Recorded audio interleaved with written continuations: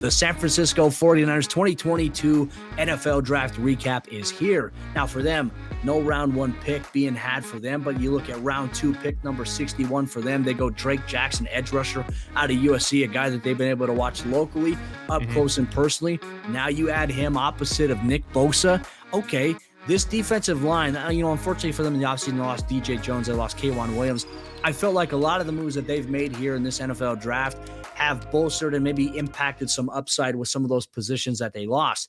Drake Jackson, a ridiculous player for them to add there at round number 2. But then they also made some questionable picks as well in round 3, some Kyle Shanahan shenanigans. I don't think they were questionable, personally. Really?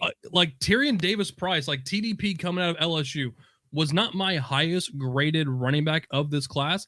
But if we look at who they have on this depth chart right now, right? So you have Elijah Mitchell, then you have Jeff Wilson, JaMycal Hasty. Trey Sermon is dead. Like, I don't think this guy is seeing the ball at all any point.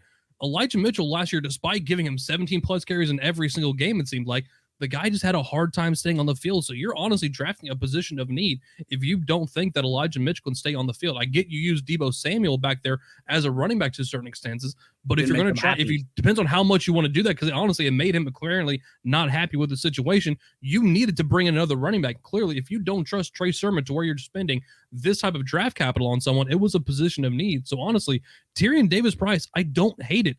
And that's kind of the same thing with Danny Gray out of SMU. I know you love your SMU guys. I do. Especially your receivers. Like, he can get a little stronger with his hands, but honestly, look, 32-inch arms, 6 foot, 186 pounds, a little wiry. But what does Kyle Shanahan love? Get guys in space who are explosive. 4.33 in the 40-yard dash. That dude can fly. It also gives you a little bit of assurance depending on what happens with Deebo Samuel. You still have Brandon Ayuk on the team. So honestly, I don't mind adding more playmakers to this offense. So as much as I think that Tyrion Davis-Price might have been a little bit of a surprise, Danny Gray in the 3rd round might end up surprising a ton of people this year if he gets reps on the field. Well, one of the things we talked about as well, the 49ers, one of the big storylines throughout this entire offseason, even before the NFL draft, are they going to trade Jimmy Garoppolo away? Well, as of the time that we're recording this, that has not yet happened. So a lot of people have questions. Is it going to be Trey Lance in 2022? Is it going to be Jimmy G? I have no idea. Is it going to be Brock Purdy, quarterback at Iowa State? I'm just joking. It's not going to happen. Obviously, for him, he's going to come in and learn the system. But could you imagine a situation, Tommy, like the NFL? I've learned that to expect the unexpected here. Like Brock Purdy goes round 7, pick 262 here. Okay, that's cool and all. We don't ever envision him ever playing a down for the 49ers except in the preseason or in a late blowout situation. But watch him be one of those guys that comes into the Kyle Shanahan system, picks it up, and all of a sudden just lights it up. Could you imagine? I mean, remember what happened in 2016? The Broncos, they drafted Paxton Lynch, and he got beat out by 7th rounder Trevor Siemian. And Paxton Lynch came and started in the USFL. And he was in a Shanahan style of offense with Gary Kubiak's scheme. So it's like, what if Brock Purdy's like the secret weapon here for the Kyle Shanahan-led San Francisco 49ers? Of all the different multiverses and different realities that are out there, I'm sure there is one where Brock Purdy steps in and comes out of Iowa State and becomes a starting quarterback of the 49ers and leads them to victory as the next Joe Montana. But I just don't think that's the reality we're living in.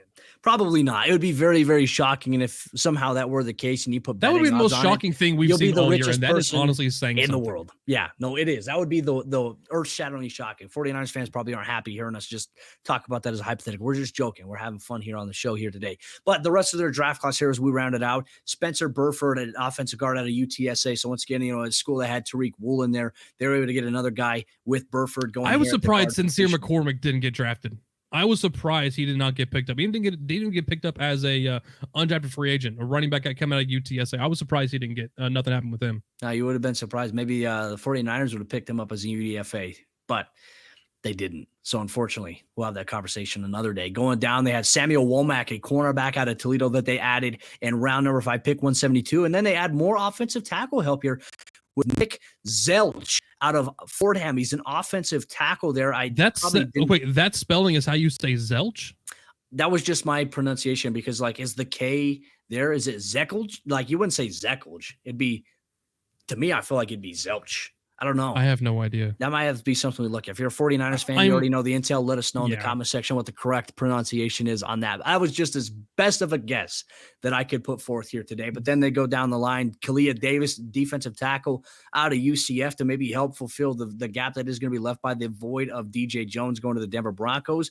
Tariq Castro Fields adding a cornerback out of Penn State. And then, as we mentioned, we close things off here with Brock Purdy.